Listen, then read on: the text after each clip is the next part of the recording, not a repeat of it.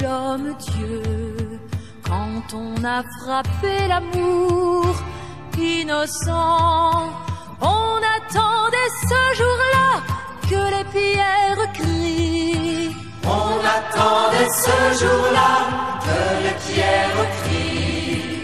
Mais les pierres se sont tues, la colère s'est... Que la paix de Dieu habite en vos cœurs. Nous continuons, frères et sœurs en Jésus, notre cheminement dans le cadre du Triduum Pascal. Aujourd'hui, c'est le vendredi saint, où Jésus meurt et est déposé dans une tombe. Au pied de la croix, Saint Jean a entendu les paroles de Jésus mourant. Il nous en rapporte 3 d'entre elles. Mais les pères de l'Église ont voulu rassembler les 7 dernières paroles de Jésus, les regroupant des 4 évangélistes, qui correspondent plus ou moins aux 7 sacrements et aux 7 dons de l'Esprit Saint, et ont une efficacité quasi sacramentelle. Je voudrais me proposer en ce jour de vous donner de méditer ces 7 paroles, ces dernières paroles. La première parole nous est rapportée par Luc. Père, pardonne-leur. Cette parole nous donne l'assurance que Jésus a obtenu le pardon de tous les hommes, quelle que soit leur faute, et que le salut acquis par lui sur la croix comme un prêtre, comme victime est offert à tous, sans exception. Personne n'est exclu du pardon de Dieu. La deuxième parole de Jésus est pour Jean et Marie, au pied de la croix. Jésus, voyant sa mère et le disciple qu'il aimait, s'adresse à eux. Nous avons là l'église des pécheurs, l'église des pauvres, mais l'église maternelle par Marie, ainsi que l'église apostolique, ou mieux, l'église représentée par cet apôtre, tel que Jésus souhaiterait que chacun de ses apôtres soit, chacun de ses fils soit.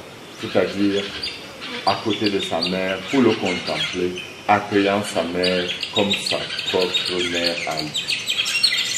Mission aussi seconde, car elle ouvre le ciel au bon larron. C'est une autre parole. Ce premier enfant de Marie, le premier fils de l'Église, nous entendons Jésus qui dit dans ses paroles, aujourd'hui, il sera avec moi au paradis. Ces paroles s'adressent à nous tous qui sommes des bons larrons. À chacun de nous, Jésus dit, aujourd'hui, tu es avec moi. Mais nous avons une autre parole. Jésus donnant sa mère s'est dépouillé de toute sa sensibilité humaine. Il n'a plus aucun appui et son âme est plongée dans une agonie où son Père lui-même semble l'avoir abandonné.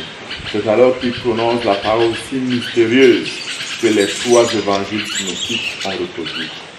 Mon Dieu, pourquoi m'as-tu abandonné?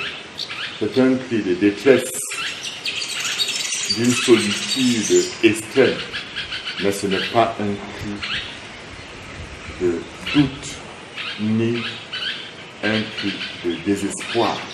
C'est un cri de douleur, certes, mais qui manifeste encore la confiance que Jésus a en cet homme, qu'il appelle en son Père, qu'il appelle encore mon Père, qu'il appelle encore Abba, qu'il appelle encore mon Dieu, est capable de s'abandonner en Seigneur. On ne s'abandonne qu'à celui à qui on a confiance. Mais cette parole nous donne de comprendre une chose. Jésus a atteint une telle solitude qu'il a voulu qu'aucun être humain n'atteigne plus jamais cette solitude. Qu'aucun être humain qui s'associe à lui ne soit plus jamais seul. Et Jésus sera toujours à côté de celui qui prie vers lui. Au plus tard, dans sa solitude insondable, Jésus laisse jaillir une autre plaine. J'ai soif, où s'exprime la torture de son corps crucifié, exsangue, brûlant de fièvre, mais aussi de son désir dévorant de voir les hommes répondre à l'amour infini qu'il leur manifeste en mourant. En effet, Jésus n'a pas soif de vinaigre, Jésus n'a pas soif d'eau, la soif de notre amour, la soif d'une réponse positive à la main qu'il nous tend. Que chacun de nous dit, Seigneur, je me laisse aimer par toi, je me laisse conduire par toi. Et après cela, nous avons parlé quelle a été la dernière parole articulée de Jésus. Une prière confiante pour remettre tout entre les mains de son Père. Père, entre tes mains, je remets l'esprit. C'est alors le constat solennel que Jean nous a transmis. Tout est transmis. C'est dans l'abandon que tout se réalise. C'est dans l'abandon que tout s'accomplit.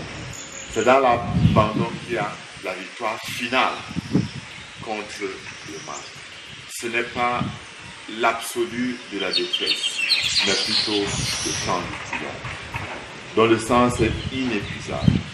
Enfin, Saint Matthieu et Marc qui ont répercuté dans leur évangile le dernier cri de Jésus. Cri puissant de celui qui donne librement sa vie. Cri d'amour qui appelle au moment suprême Marie et Jean, et avec eux tous les hommes, afin enfin sauvés, et qui les prépare à entrer par le signe cœur ouvert dans l'attente de la résurrection. Que ce dernier cri est le cri à la fois de mort et de vie, le cri d'abandon et de victoire. Et alors, avec ce cri, Jésus nous ouvre les portes du ciel pour que tous ceux qui, après lui, marchent sur ses pas puissent entrer dans la béatitude céleste. Nous quittons la scène aujourd'hui, certes dans la tristesse, mais habité par une espérance qui ne tombe pas. Jésus est victorieux. L'amour est plus fort que. Et que Jésus vous bénisse à ce jour, qu'il vous comble de sa grâce.